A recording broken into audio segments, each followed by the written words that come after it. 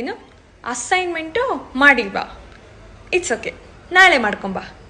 ನೋಡ್ರೋ, class bore ಆಯ್ತಾ, ಮುಲ್ಲಾಚೆ ಬೇಡ, ಹೊರಗಡೆ ಹೋಗಿ ಯಾವುದಾದ್ರೂ ಮೂವಿ ನೋಡ್ಕೊಬನ್ನಿ. ಯಾಕಂದರೆ ಮಕ್ಕಳು ಟೈಮ್ ವೇಸ್ಟ್ ಮಾಡಬಾರ್ದು.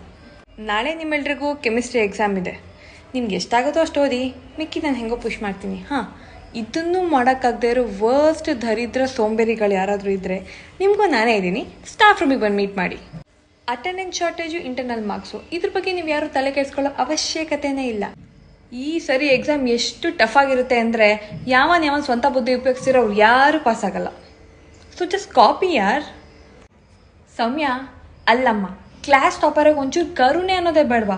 ಒಂಚೂರು ಹ್ಯಾನ್ಸರ್ ತೋರಿಸು ಅಂತ ಮೊನ್ನೆ ಟೆಸ್ಟಲ್ಲಿ ಆ ಪ್ರವೀಣ ಬೇಡಾಡೋದ. ಒಂಚೂರು ಹೆಲ್ಪ್ ಮಾಡಿದ್ರೆ ಏನಾಗಿರೋದು? ಪಾಪ ಹುಡುಗ ಪಾಸ್ ಆದರೂ ಆಗಿರೋನು.